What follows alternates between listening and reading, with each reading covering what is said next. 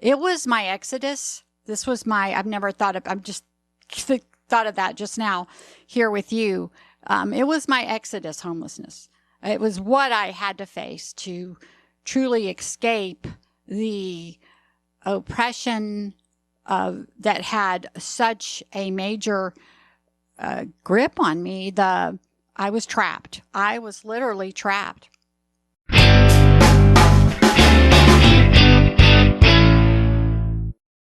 Like when I finally decided that I had a purpose and what I wanted to do with my life, I had to relive my childhood to some degree, like about a decade of my life, so that I could learn to deal with what I wasn't able to deal with as a child. That's, again, that gets off on a whole nother video, lots of layers to unfold that, but hey, yay, way. I mean, it's awesome because I came out of that experience tremendously empowered. I've been unstoppable. It's really hard when we look at homeless people and not judge them for not being clean. I can admit that.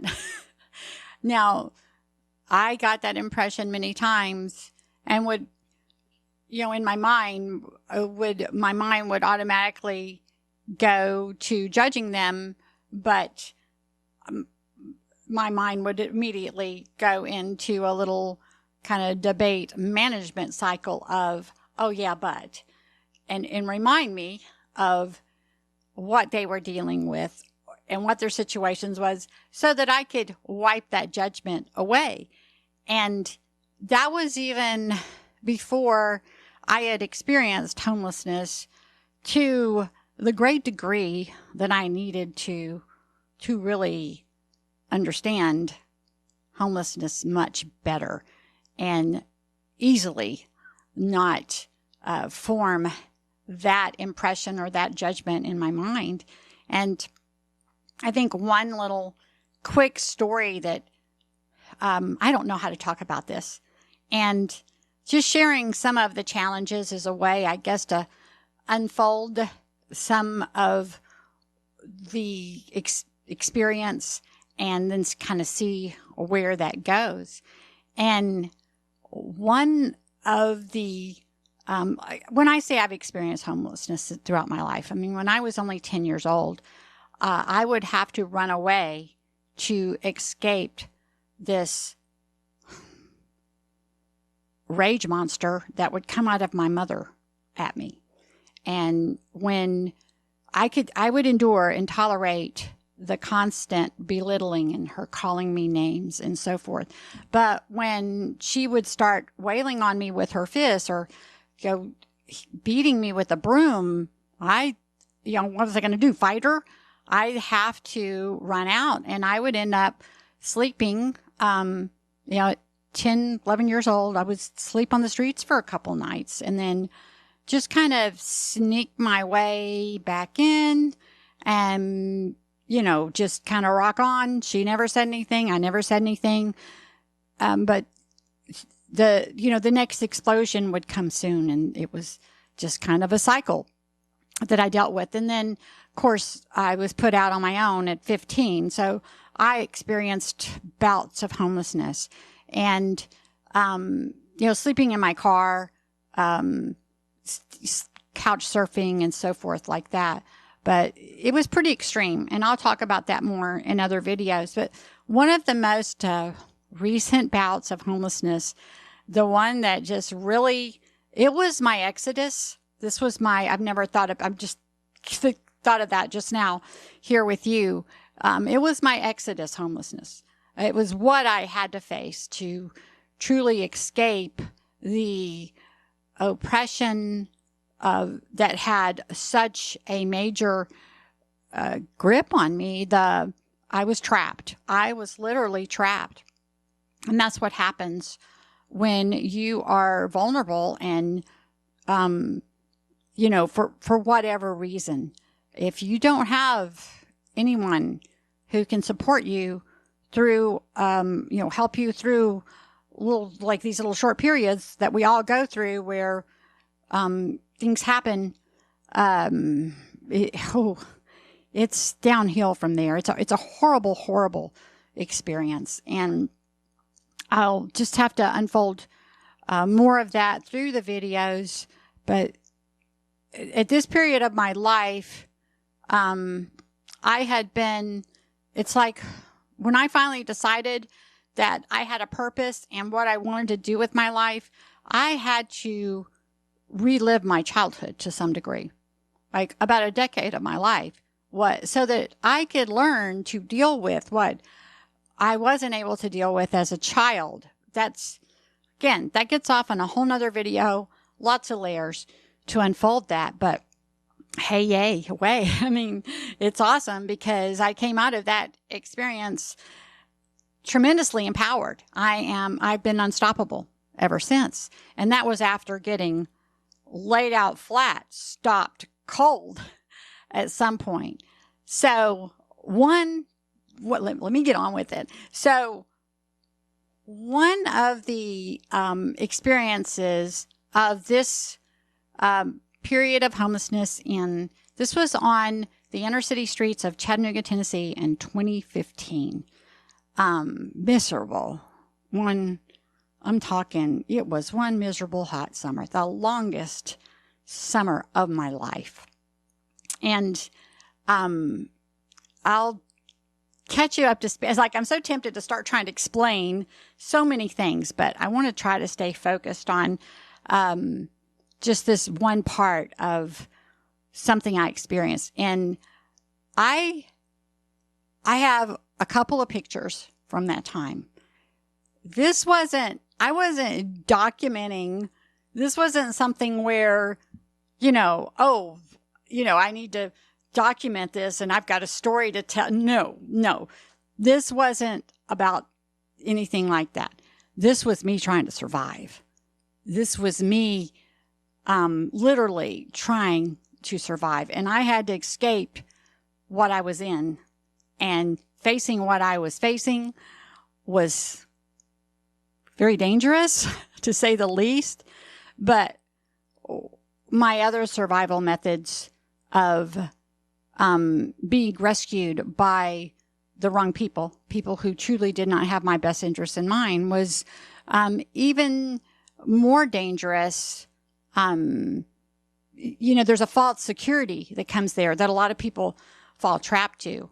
And I just had to do something really drastic to escape that. And again, it wasn't me just deciding, I'm going to go homeless. That all unfolded. I was led there. And then, again, another video, we'll get there.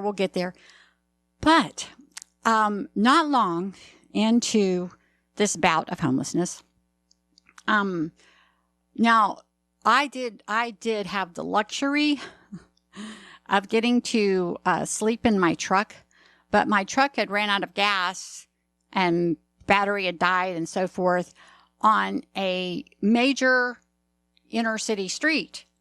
And it was right next to kind of a touristy area, lots of walk traffic and so forth like that. It kind of camouflaged me, but like I had my bike on the back, my mountain bike I had the trailer hitch bike rack on the back of my truck. And I look like, in towns like these touristy towns like Chattanooga, there's a lot of, wanderers, people that go on the road to travel and, explore. It didn't make it very evident that my truck never moved for weeks from that spot.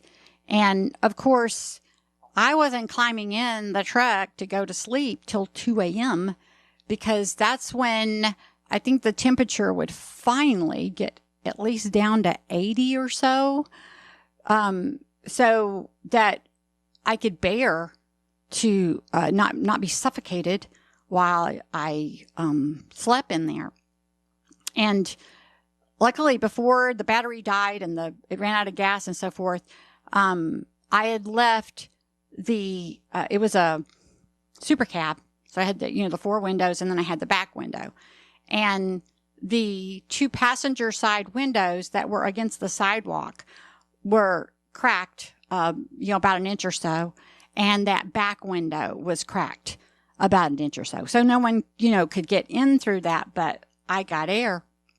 And I have so many of those kinds of little thank goodness that these little key things that played out very well for my benefit in this pretty horrific situation. And this was some weeks into, I don't remember. I don't remember the timeline exact. Like I said, I wasn't documenting or paying attention to much at all, except for daily survival and keeping my mind right and focused right and keeping myself strong, because it was a constant battle. But one of the challenges that I would have was that I so understand now, and don't judge people that aren't clean, even if they're not homeless, because it was a full-time job. Every day, my whole day was filled finding food and getting myself cleaned up. That was my full-time occupation, and it occupied my whole day. And though, my truck was I was stranded there like a block away from the river. But it was a major touristy, high traffic area right on the same street as the walking bridge, that got a lot of traffic and so forth. But there was plenty of water around. There was lots of parks with the fountains that the kids played in and so forth like that. So, and then there was public restrooms. So my first thing every morning, I'd fall asleep about 2 a.m. And normally I'd wake up, I guess around 7-ish or so. So there was a little bit, people were stirring a little, but I could kind of make my entrance into my truck and out of my truck without much attention, despite the high traffic area. And, my first thing to do each morning was wake up and get to a restroom. And, I could go 2 directions. I could go across the bridge or go about the same distance down the riverfront to get to a, public restroom. So I could, do the best I could to, take care of my business. And so through that routine, I had a real lightweight backpack. Real, it would totally collapse if there was nothing in it. Which was great because it was real lightweight. So for that morning trip, I'd have my toothbrush in there and some soap or whatever, a wash rag, and I would make the little hike over and get in a stall, clean myself to the best I could. You didn't want to do too much in the sink because people would start, by the time the public restrooms were open, there's tourist traffic and so forth like that. And you don't want to be obvious about being homeless. For me, especially, because when it's obvious that you're homeless, then you're a target for other homeless people. And not all. There are a lot of them that were out there like me, just bad situation and trying to navigate their way back to a sustainable life. And so it's this really weird balance of not bringing too much attention to myself and not scaring the tourist. I didn't want to scare people. But again, there was a little leeway there because it's a outdoors town. It's like at this point, so I didn't look super homeless because my clothing wasn't torn. I had my bike shorts and a biking shirt, tank top or something like that. Now my hair was ragged, but it wasn't, I was making the trip to stay clean every day. but one of the big, I could get clean enough in the restroom. I could get a wash rag wet. I could, wash the crucial areas, and put deodorant on and so forth like that. And I was managing that way for a while. But at some point, I was like, I really needed to wash my hair. And like I said, it's on the river, but it's not like on the river where you just go walk in and, go swimming in the river. And I I'm just remembering this here now. So I remember trying to get kind of creative in some of the water park type, not a paid, like you pay to get in and with slides and all that, but they, the water parks with the fountains and, this just, the kids go stomp their feet and so forth like that. And there was one park that I had a lot of those fountains and I would kind of try to strategically like put a little shampoo in my hair. And then, I didn't want to put much. And then kind of casually, it's hot, and it was so hot. It was miserably humid, hot summer of 2015. And, so I could just go walk in to, just like everybody else did and cool off under the fountain. But it was really hard to pull that off because you didn't want to lather up and, it just wasn't working. I didn't want to be too obvious. And it wasn't just, I'm processing and sorting this right now while I'm sharing it with you. I mean, I don't go around sharing this, it makes people uncomfortable to hear about such things. But, it was, you don't want anybody to pay attention to you. You don't know who you're vulnerable to. You sure don't want to draw any attention from the police. It's like it's just a really, paranoid kind of place to be where you're just trying to be invisible as much as you can. And, so that wasn't doing the trick enough. And I said I didn't take many pictures, but this one picture, I used it on the, what do you call it? On the thumbnail for the video where I'm standing in a public restroom, got my phone in my hand, my phone that didn't work. It had been long shut off, but I had it for when I could find Wi-Fi, and I could take pictures if I'd been wanting, to,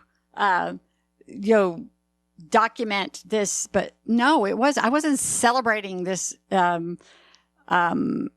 this event. It was this, adventure. It was all about survival.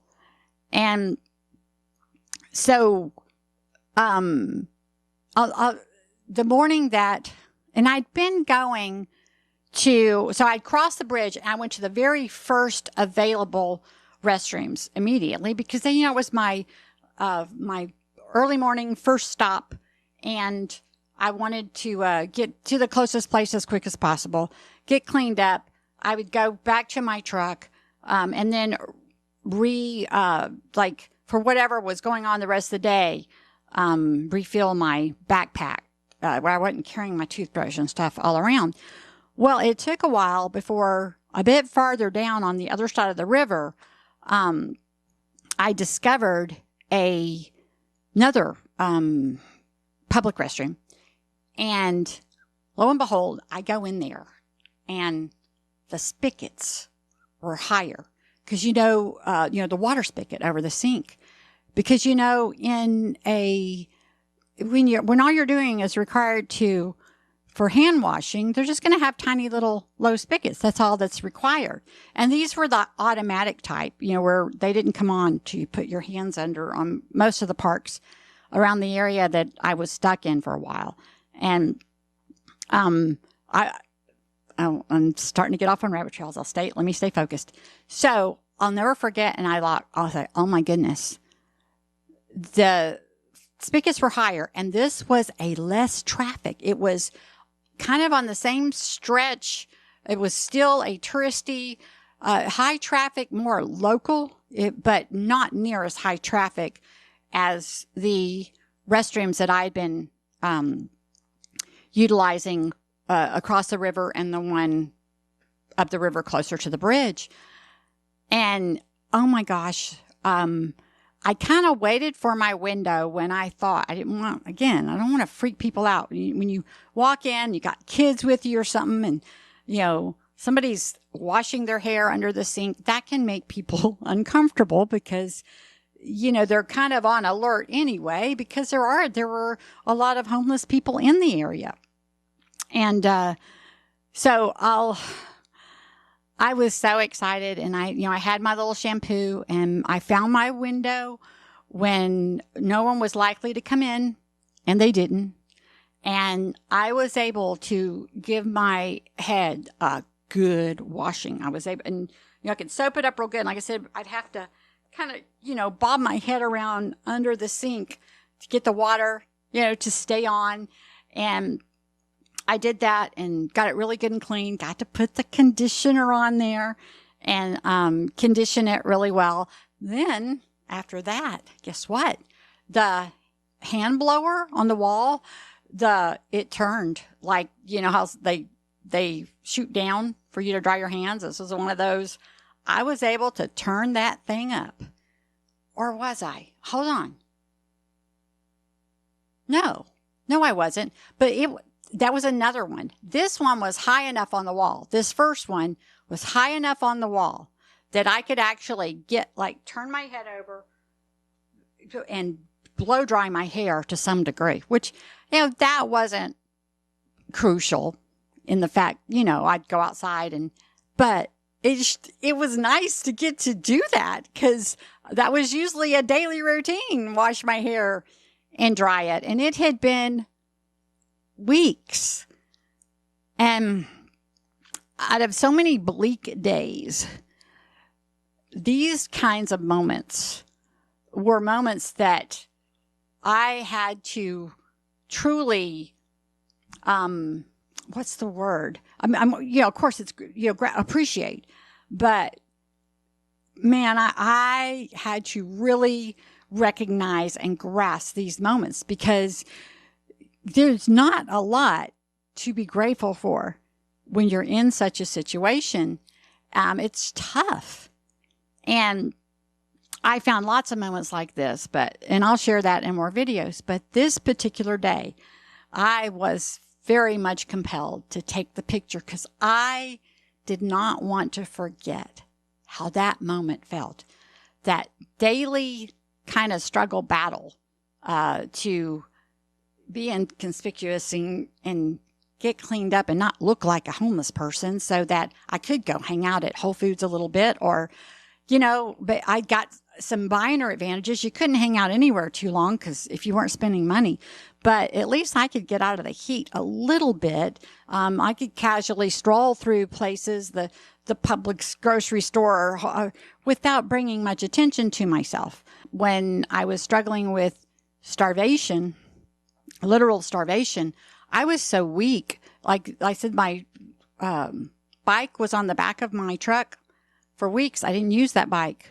I was too weak. I was too weak to ride the bike. And there was times I was so weak I could barely shuffle across, to get to the restroom. This is serious. We're talking peer in garbage cans, because I was so desperate for food type of starvation. And how do you get there? How do you get to that place? Whew. Lots to unfold there.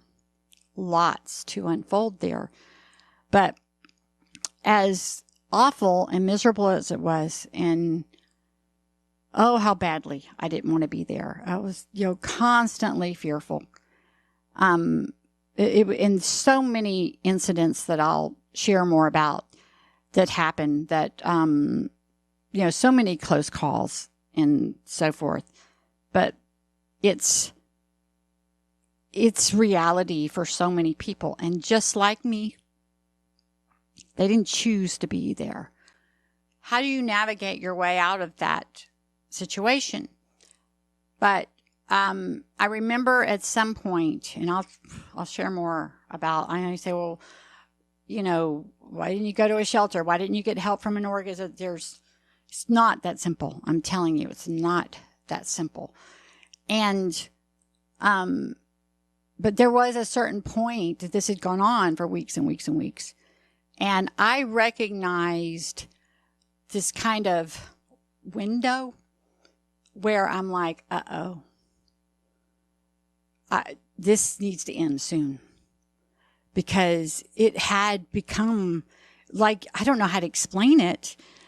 You could feel this familiarity, like not, I could feel it getting not comfortable, but familiar, and almost like I was,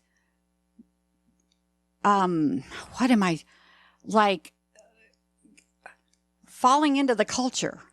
Not like, it's not like I was hanging out with homeless people. I had a routine and I was surviving, and I'll explore that more, and I'll try to dig into that more of what I recognize that I'm sure many people get to that part where it's, once you're too ingrained into that culture, that community, you've just stayed there too long, it's going to be that much harder to get back.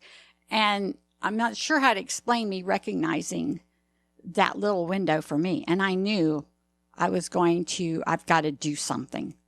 And it took some pretty bold doing for me to take the steps I needed. But I knew I had to do something.